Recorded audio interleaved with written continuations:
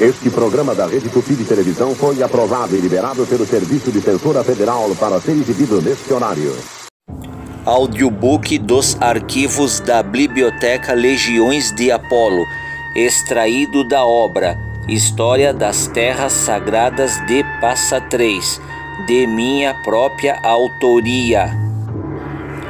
A macabra caçada de Tatu, em memória a José dos Reis, Antônio dos Reis e meu pai, o senhor Gentil Ribeiro de Almeida, ilustres contadores de causos do bairro dos Pedros em Passa Três. Na trilha da Estrada Real, por onde transitam as tropas que subiam do Rio Grande do Sul para a feira de Muares de Sorocaba, no antigo pouso de tropeiros, hoje viceja uma cidade acolhedora, Tatuí. Na língua dos nossos antepassados bugres, em tupi significa a água ou o rio do Tatu, onde moram tatus. Do autor Alceu Mainardi Araújo. Porunduba Paulista, Histórias, Causos e Lendas de São Paulo. Este causo contado por sertanistas da antiga vila de Passa Três, mais precisamente entre a região do bairro dos Siacas e bairro dos Pedros, de autoria do senhor José dos Reis, conhecido por Zé Reis, pai do nosso também querido Antônio Reis. Nunca foi antes escrito em um registro mais duradouro, senão apenas narrado de boca ouvido em rodas de conversas calorosas, em épocas remotas, na mesma região. Meu pai, o senhor Gentil Ribeiro de Almeida, também vivenciou muito este período e contou, de seu modo, esta curiosa história que ilustrou de forma fantástica a imaginação dos que a ouviram atentos. Aqui nas proximidades da região atual de Cesário Lange, antiga vila de Passa Três, segundo contam os sertanistas tropeiros mais antigos que já passaram por essas bandas, existiam muitos buracos de tatus, animal muito bonito e curioso de se ver, exótico pela aparência, com um enorme e grosso casco em camadas ásperas, raro pela espécie, com garras compatíveis apenas com animais pré-históricos, um focinho tosco de feições bem selvagens. Esses tatus que nos dias atuais estão quase extintos, os mesmos que foram um dia a notícia mais curiosa quando apresentados à Europa civilizada, desenhados, empalhados ou descritos detalhadamente pelos primeiros cientistas, naturalistas, zoólogos e botânicos que, ao chegarem no Brasil, catalogaram essas espécies de animais desconhecidas do europeu em suas obras. A cidade de Tatuí, que foi no passado remoto reduto natural de índios bugres de língua tupi-guarani, ferozes e destemidos guerreiros, muitos deles artistas, pois esculpiam em madeira nativa totens em forma de tatus. Esses mesmos indígenas que classificaram estas inóspitas terras com um nome toponímico peculiar, em referência à enormidade de tatus que se encontravam nessas terras. Tatu-Ruvu, que virou Tatu-Ru, em seguida Tatu-Ribi, depois Tatu-Ri e por fim Tatuí, que significa águas do rio do Tatu, terras de Tatu, água ou rio onde moram tatus. Devido à enormidade de espécies que habitavam essas terras em períodos arcaicos da história do Brasil e do atual estado de São Paulo. Foram muitas as histórias, os causos e as lendas envoltas nessas paragens, envolvendo este antigo animal, habitante destas terras, que também, com a chegada da civilização, tornou-se presa de caçadores.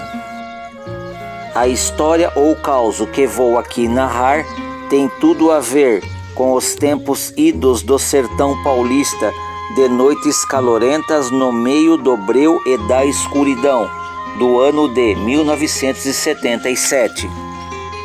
Contaram e recontaram este causo com a mais profunda minúcia de detalhes de que um grupo incomum de caipiras, habitantes no bairro dos Pedros, cansados do aborrecimento das noites rotineiras de verão e das elucubrações, resolveram fazer uma caçada de tatu e organizaram durante aquele dia de sexta-feira todos os aparatos necessários para empreender este ofício aventuroso que exigiria deles total desprendimento de suas rotinas noturnas, em suas taperas de seus sítios.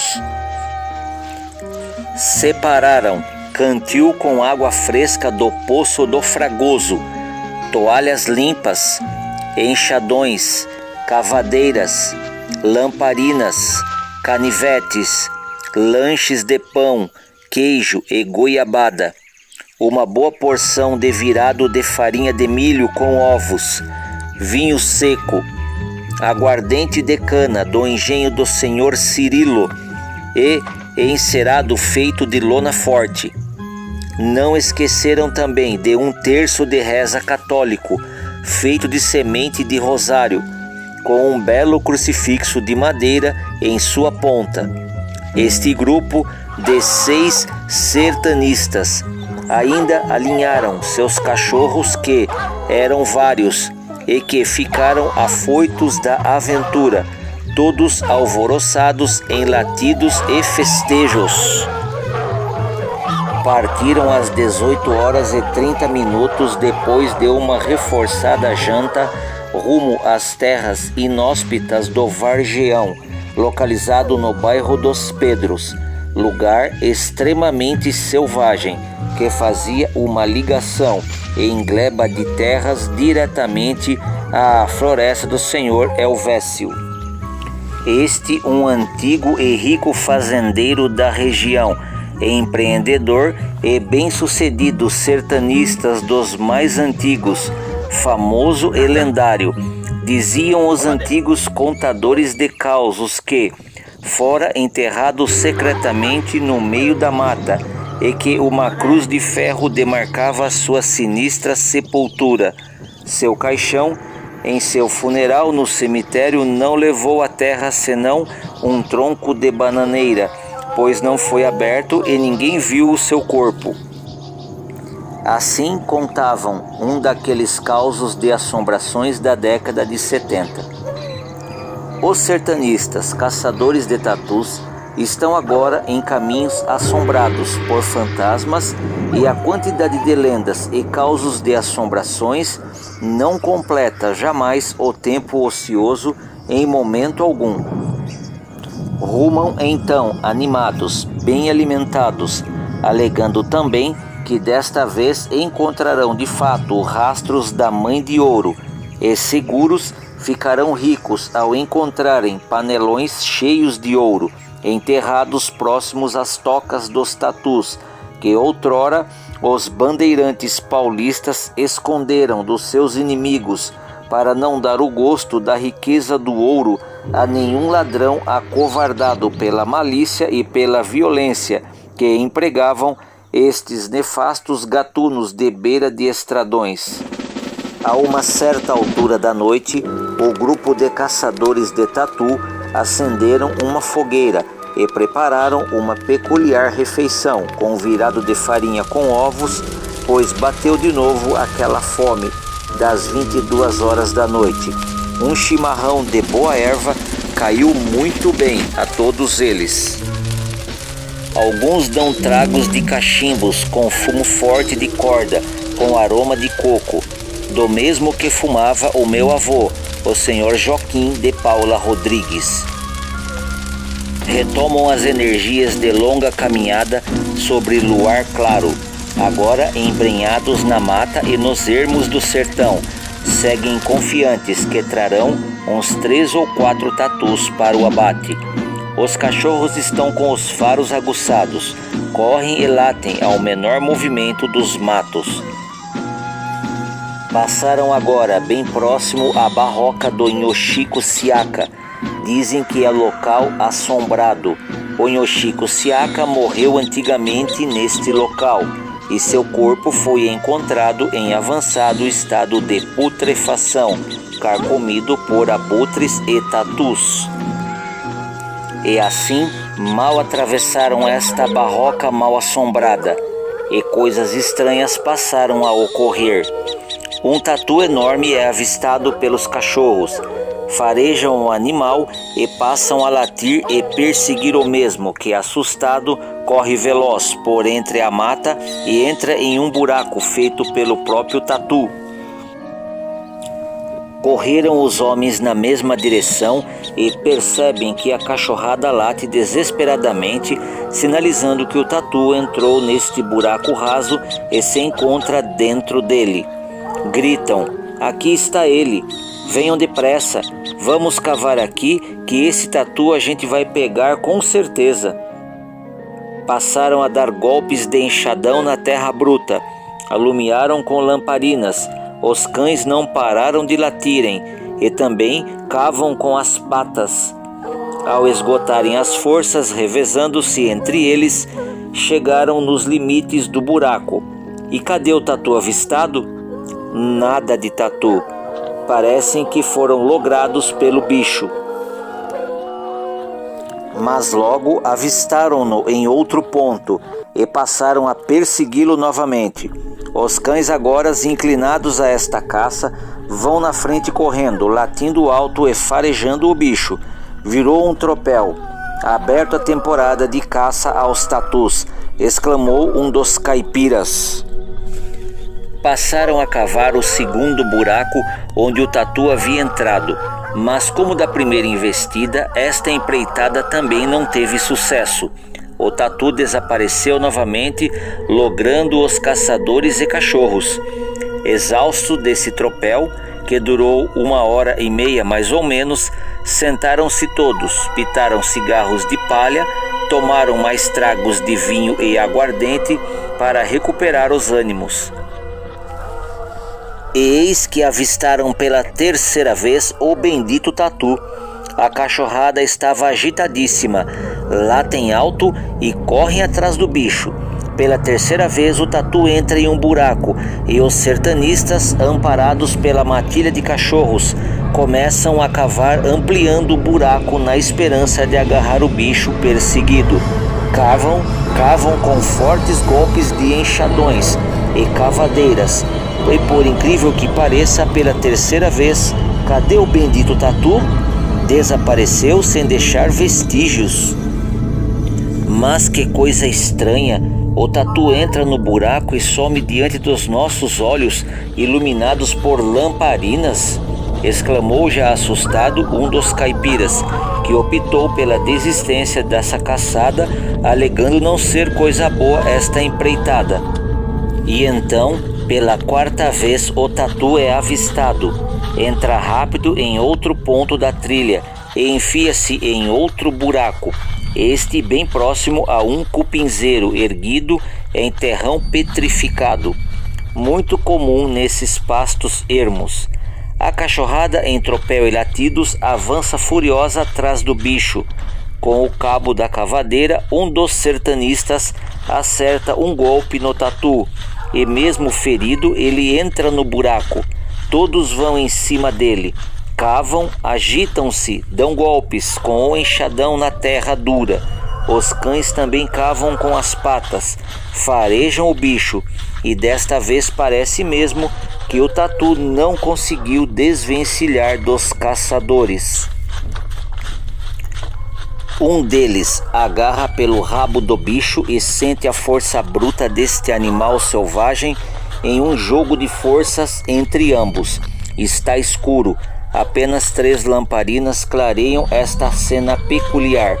Então os caboclos parecem ganhar desta vez o jogo e puxam juntos o enorme rabo do tatu, mas abruptamente caem para trás e ouvem uma voz irritadiça e fantasmagórica que exclama: "Ah, caboclada teimosa dos infernos! Então vocês gostam e acham mesmo saborosa a carne de tatu?" Ao ouvirem esta macabra voz, o que vem agarrados em suas mãos agora são enormes pedaços de carnes. Os cães mordem e também puxam com as mandíbulas fortes, e mais restos de carnes são arrancadas deste buraco. Carnes podres, enormes pedaços interligados a ossos de grande porte, que pareciam serem de um enorme boi, iguais a esses grandes pedaços que vemos pendurados nesses caminhões de frigoríficos. Carnes em grandes quantidades, porém cheirando a carniça e em putrefação, apodrecidas, impróprias para alimentação. Espantoso mesmo foi a quantidade de carnes puxadas daquele buraco, que após esta feita, todos assustados olharam-se uns para outros, arrepiados. Os cães perderam a altivez e pararam de latir. De forma súbita, tudo se aquietou. Olharam-se uns para outros e perceberam que os primeiros raios solares já despontavam para as bandas de Laranjal Paulista. Estavam agora assustados, silenciosos daquela sinistra situação. Perderam o empenho da caçada. Nem os cães demonstravam mais ânimos de continuarem essa estranha empreitada. Nem rastro ou faro do tatu. Absolutamente nada, senão marcas de suas patas nas imediações desse cupinzeiro, onde abaixo havia este buraco de tatu, e em sua volta enormes pedaços de carnes e tripas, molambos em putrefação. Agora os caipiras estavam perdidos, desnorteados, andavam em círculos, não achavam mais o caminho de volta, estavam em delírios alucinantes, nas imediações próximas já da Fazenda Velha, em terras pertencentes à lendária Chica Braba. Um deles foi quem avistou, às margens do rio Ribeirão da Onça, por onde acabaram reencontrando o caminho sagrado de suas casas.